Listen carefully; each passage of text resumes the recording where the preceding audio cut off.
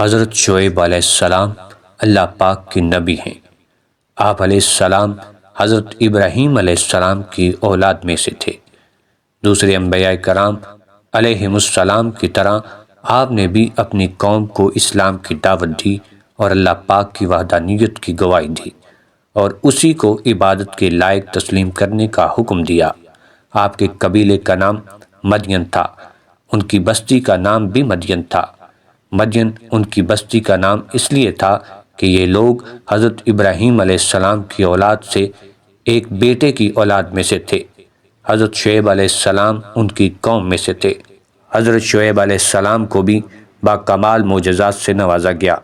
آپ کا ایک معجزہ یہ تھا کہ آپ نے حضرت موسیٰ علیہ السلام کو بکریاں تحفے میں دیں اور فرمایا کہ یہ بکریاں سفید اور سیاہ بچے جنیں گی۔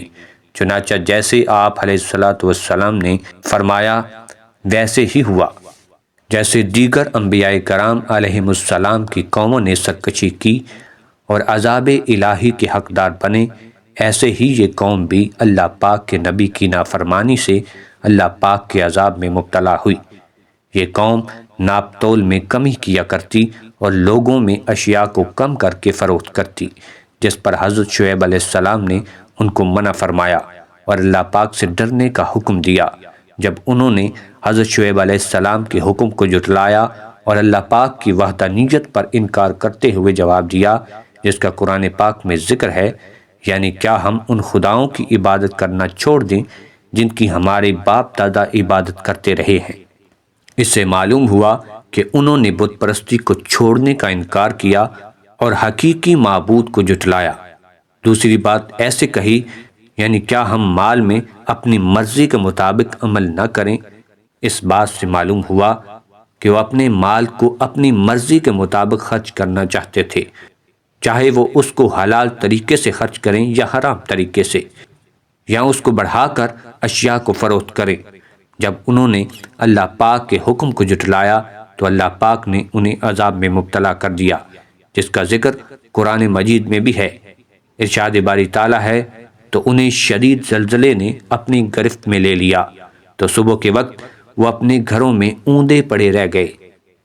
اس آیت میں یوں بیان کیا گیا کہ ظالموں کو خوفناک چیخ نے پکڑ لیا تو وہ صبح کے وقت اپنے گھروں میں گھٹنوں کے بل پڑے رہ گئے۔ شاید یوں ہو کہ جب زلزلہ آ رہا ہو تو پہلے چیخ کی آواز آئی ہو۔ حضرت شعیب علیہ السلام اور ان کی قوم ایمان لا چکے تھے۔ اللہ پاک نے انہیں عذاب سے محفوظ رکھا اور بے ایمانوں کو زلزلے کی گرفت کر دیا، جس کی وجہ سے صبح ان کا شہر ویران ہو گیا اور زلزلے نے ان کی بستی کو تہس نہس کر دیا۔ اللہ پاک ہمیں اپنی نافرمانی سے بچائے اور اللہ پاک کے تمام احکام کو پورا کرنے کی سعادت نصیب فرمائے، آمین۔